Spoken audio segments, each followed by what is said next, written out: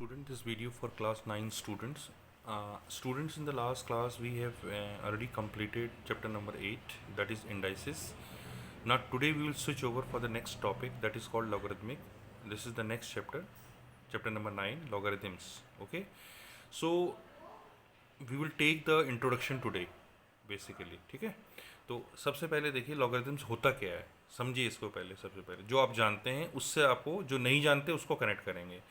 तो सबसे पहले देखिए एक्सपोनेंशियल फॉर्म. आप एक्सपोनेंशियल फॉर्म जानते हैं, जैसे 8 एक नंबर है, यू नो दिस 8. तो 8 को एक्सपोनेंशियल फॉर्म में क्या लिखा जाता है, 2 की पावर 3. सब लोग जानते हैं. ठीक है, कैसे लिखते हैं, क्योंकि 8 के फैक्टर्स निकालोगे तो 8 को हम लिख सकते हैं 2 इंटू टू इंटू टू. तो 2 इंटू टू इंटू टू का मतलब हो गया 2 की पावर 3.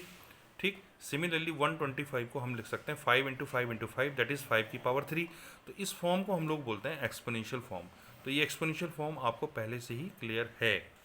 अब आप देखिए इन्हीं नंबर्स का एक और फॉर्म है हमारे पास, मतलब नंबर तो 80 है, उसको हम इस फॉर्म में लिख रहे हैं 2 की पावर 3. 125 को 5 की पावर 3 लिख रहे हैं. लेकिन अब इन्हीं नंबर्स को अगर मुझे लॉग फॉर्म में लिखना हो तो क्या तरीका है, मतलब लॉग कोई मतलब कोई अलग से चीज़ नहीं है. लॉग एक फॉर्म है किसी नंबर्स को लिखने का. जैसे 8 को 2 की पावर 3 लिखना एक्सपोनेंशियल फॉर्म हो गया. इसी तरह से इस 8 को हम लोग लॉग फॉर्म में क्या लिख सकते हैं, log 8 की अगर आप वैल्यू निकालना चाहते हो तो आपको क्या करना होगा, बेस तो देना होगा इस नंबर को, जो इस जिसकी पावर आप डाल रहे हो. तो ये बेस आ गया, इसे बोलते हैं बेस. और जो इसके पावर में है ये आपका आंसर बन जाएगा, यानी कि log 8 to the base 2 equal to 3. तो आप इसे क्या पढ़ेंगे, log 8 टू द बेस 2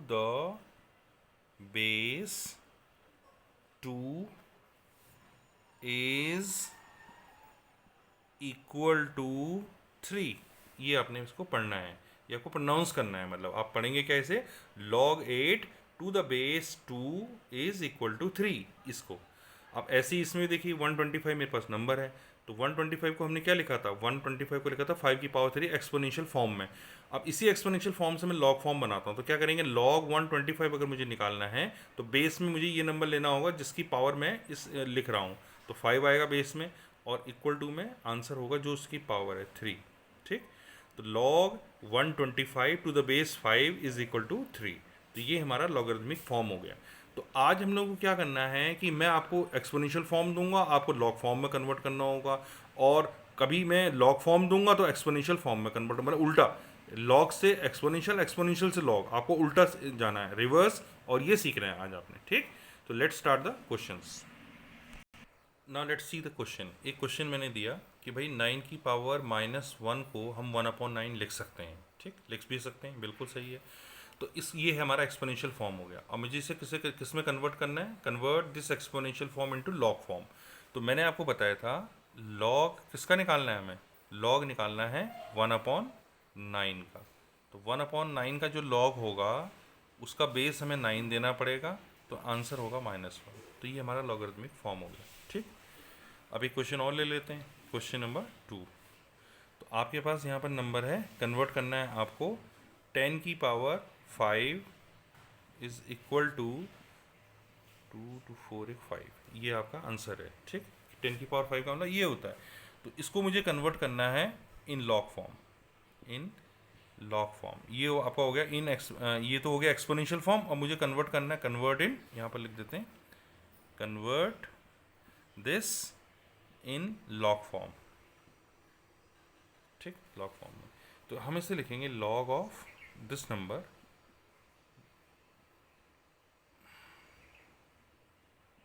ये 1 लाख हो गया ना, 1 10 100,000 10,000 लाख.